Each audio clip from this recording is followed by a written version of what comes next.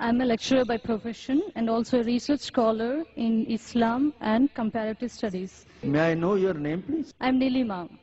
I respect your great enlightenment, sir, but I have a small qualification to be made. Let us go back to the Bhavishya Purana, Part 3, Khand 3, Adhyay 3, and Slokas 5 to 8.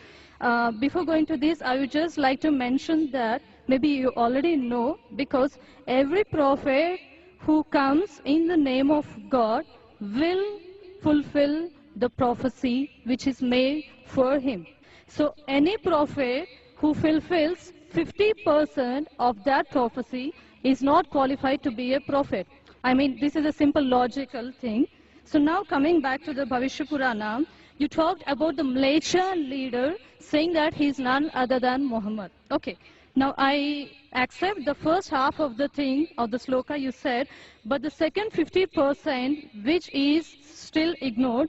Now sir, let me tell you, Mleccha, the word meaning Mleccha, it is derived from Sanskrit dictionary, the meaning, and the meaning means non-Aryan or sinner or wicked person. These are the three different meanings given to the word Mleccha.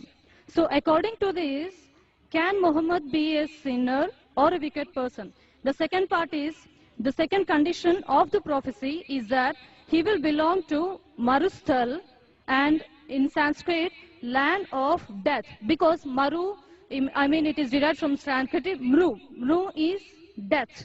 And definitely it does not quoting to the land of Arabia, because it is a barren land or it is a battlefield. And next, coming to the third point of it, this prophecy also mentions that Mleccha leader will take bath in Panchagavya and in river Ganges. And it is a common truth. We know that Ganges means Ganga river, and we all know that Ganga is not in Arabia, but it is in India.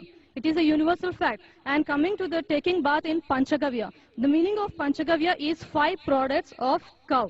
And the products of cow is milk, curds, ghee, urine, cow dung. And now sir, coming to this part exclusively, this prophecy must be fulfilled by Muhammad, wherein if you show me at least single reference from Quran wherein Muhammad has taken bath in either in all these 5 products, that is milk, curds, ghee, urine and cow dung, I am ready to accept Islam today.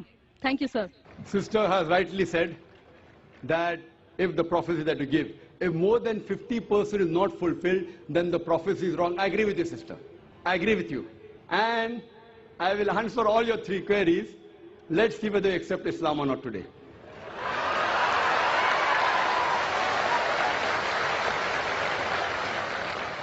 That's a different thing, that you may not agree with the truth.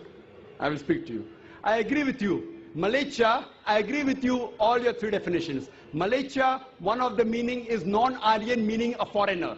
One of the meaning is sinner, one is a wicked person. That's the reason, like the Hindus, they call the Muslims as Mleccha. When they say that, they mean actually wicked and sinner. But the other meaning is also foreigner. As far as when I speak, when I quote from any scripture, while quoting and while taking the meaning, it's not necessary that if the word has got 4 meanings, then more than 2 meanings should be correct. No. Even if one is correct, the meaning is right. For example, the Quran says that don't have pig. Today, if you open the dictionary, one of the slang meanings for pig is a cop, means a policeman. So one meaning is pig, the other meaning is a policeman. But naturally the Quran and the Bible, when the Bible says in the book of Leviticus chapter number 11 verse number 7 and 8, in the book of Deuteronomy chapter number 14 verse number 8, and the book of Isaiah chapter number 65 verse number 2 and 5, when it says don't have pig, it doesn't mean don't have a policeman. If you are a student of comparative religion, if there are 10 meanings, even if one is correct, you have to choose the right one. 2 may be correct, 3 may be correct, all 10 may be correct. But even if one is correct out of 10, it can fulfill the prophecy. So here I agree with you, sister. Mleccha does mean non-Aryan. To Indian, it will be a foreigner. And I said in my speech when I translated, a Mleccha means a foreigner. Now you want to go in the wrong way and say Mleccha means wicked here. That is a misunderstanding, sister.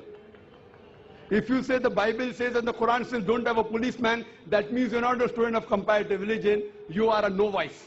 If any one of the meaning fulfills the prophecy, one more thing, if there's a doubt, there are 10 points I mentioned, all the others can't be refuted. Your second meaning, marustal. One of the marustal I do agree, mar means death, but the other meaning of marustal in Sanskrit is a sandy track.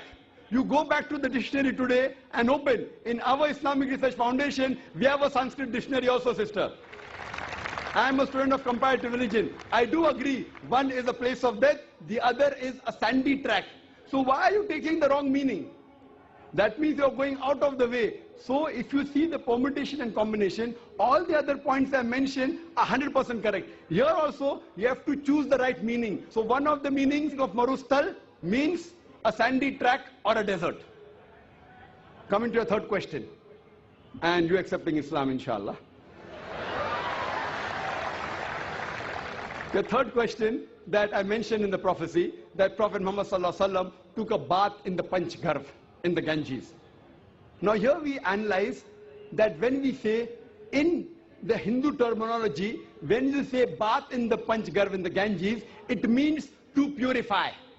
One means actually you dip yourself in the Ganges, which I don't expect the Prophet came and dipped himself in the Ganges. It means to purify. I did not give the explanation because the lecture is very long. I can speak on this topic for the full day.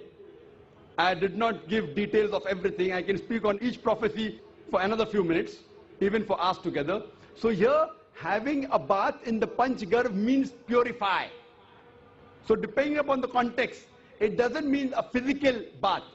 And even if you physically have a bath in the Panchgarh, in the Ganges, not necessarily you will be purified. It is the philosophy of the Hinduism. So here when the prophecy says that Prophet Muhammad, peace be upon him, had a bath in the Panchgarh, it doesn't mean he came here in the Ganges. It means that he was purified by Almighty God. And we believe that all the prophets of God, all, whether it be Moses, Jesus Christ, peace be upon them, and Prophet Muhammad sallallahu alaihi wasallam, all of them were masoom. They were innocent. They were pure. So all the prophets of God, of Almighty God, which he sent down, all of them we consider to be innocent, to be masoom, to be pure. So this answers the question, and I hope inshallah you'll accept Islam, sister.